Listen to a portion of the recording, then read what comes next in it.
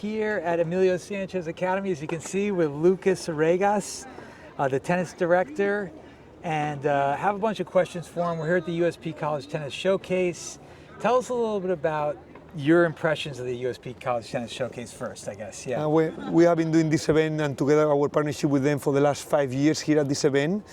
I actually went to their event back when it was in Sunrise also 6, 7, and 8 years ago. Again, they do a great job. Our kids are working together with Thomas and his team on trying to get our players to the best college possible.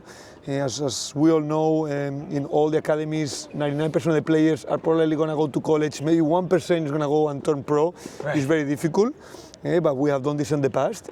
But at the end, we want to give those opportunities to those kids to be able to go there and continue growing in the next stage of their life and make sure they have an opportunity to go to a great college and have a great experience, get a degree and continue growing.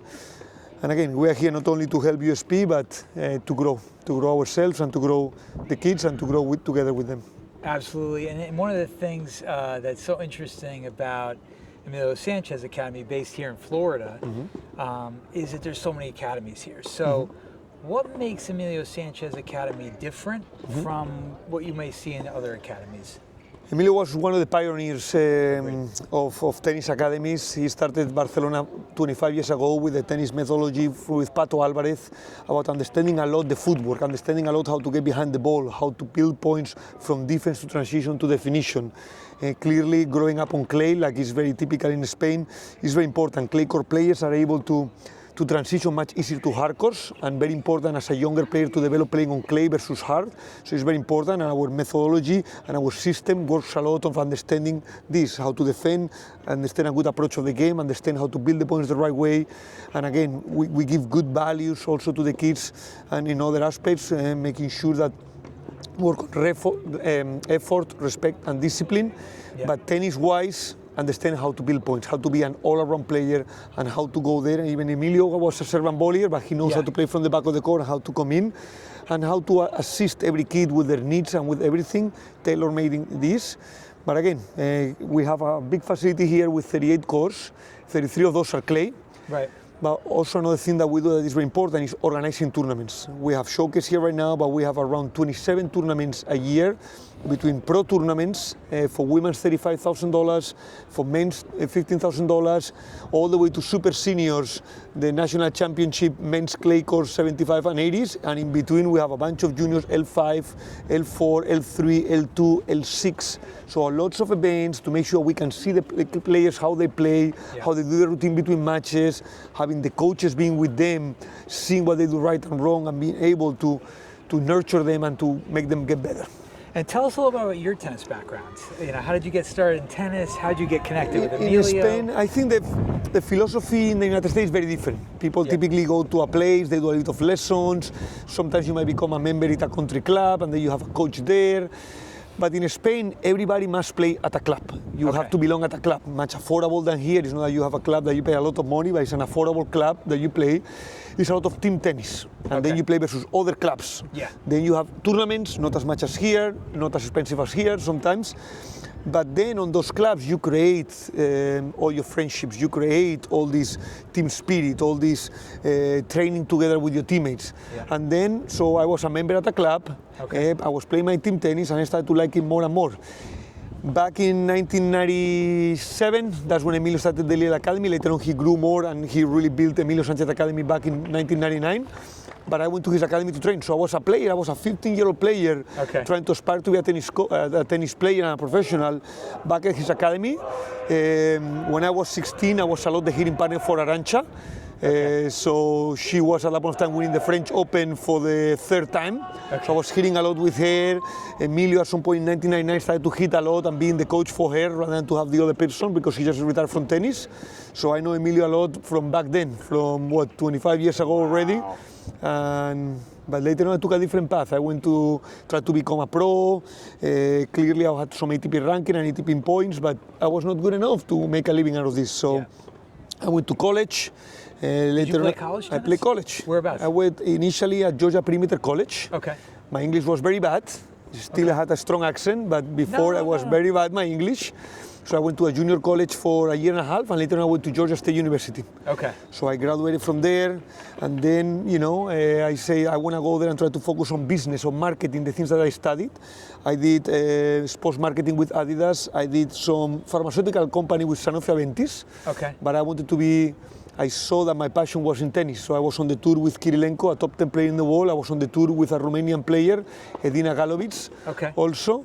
And later on, I had some issues with visa because she was living here. So I had to get a visa to come into the United States. And then I came here, and when Emilio told me that he was opening the academy back in Naples, right away I came here. So I got my visa to come back into the United States, and I've been here for 12 years. That's great. 12 years plus. 12 years. And so you were on tour with some other pro players. Emilio Sánchez Academy is known worldwide for some of the pro players that have come through here.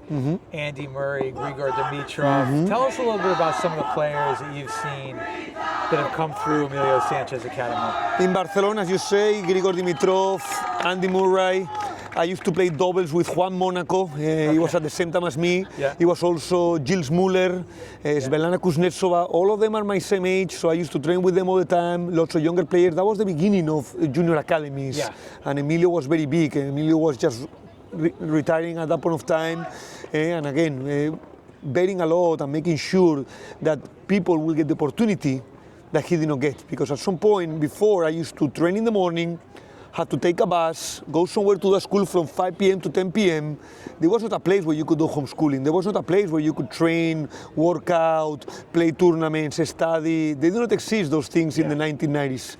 So he wanted to put a thing together to make sure he will give opportunities in tennis, education and life, creating good values about respect, effort and discipline. So that's why he created the academy. And once you are a player in a place, it's like here in the United States, when someone goes to a college, you're an alumni in a college. You root for them on the college football teams. You root for them on the basketball teams. So this same culture is the culture that you have in the academies in Europe. This is the culture that you have in the tennis clubs in Europe. And hopefully something that, together with the colleges here, people can do more also with coaches, with little academies and stuff like that. Yeah. But our best coaches right now are the coaches that have been players in the past. Yeah, it's so interesting. Last year I was here on this court, actually. And got a chance to interview Brandon Nakashima after his knee injury. Yes. And Emilio's working out with him. I think you were working out with him a little bit as well. Yeah. And I go to the U.S. Open, and he is a breakout player. I mean, he's playing some incredible tennis. He's had a great year training here on his comeback. So just one example of a guy that went to Emilio Sánchez Academy, even comes back now to rehab and train. One of the things I found interesting in my lesson with Emilio last year was his emphasis on footwork and the Spanish style of play, which is so deeply, kind of rooted in having the right footwork. And I think a lot of American players don't get this. So for the Florida tennis audience, what is wrong with the way that Americans approach footwork versus the Spanish?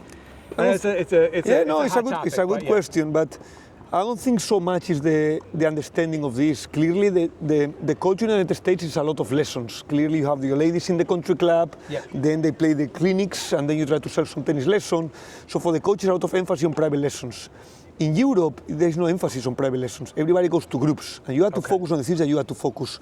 When someone comes here, you don't want to go there and say, let's do the grip today. Tomorrow we'll work on this finger here, and then it could be an endless private lesson. You want to make sure they understand the big picture. They understand how to build the points. They understand that tennis, 70 to 80% of the power you generate is physical power. Legs, core and hip. And the only 20 to 30% is mechanical power. It's hand acceleration and hand and wrist. So you gotta focus on here. And if you go there and you compare any sport in the world, clearly you need the mechanics to be a good quarterback.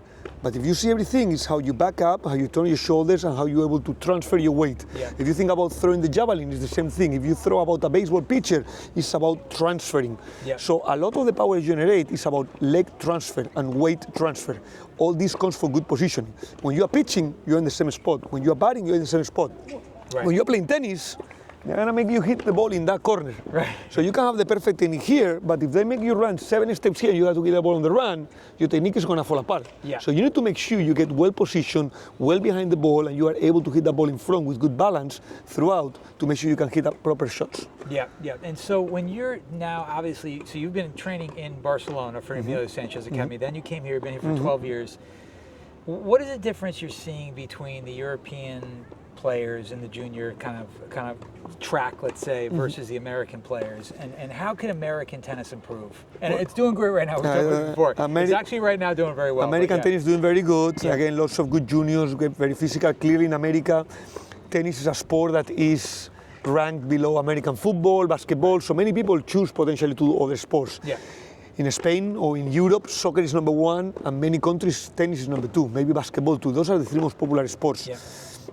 But again, very important to continue pushing hard, to continue doing the right things, and to continue having the passion for the sport. That's the most important. Yeah, yeah. Well, first of all, it's been a treat talking to you today.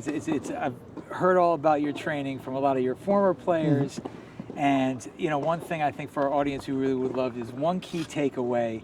If you were to give our audience one thing they can do to get better at tennis, what would that be?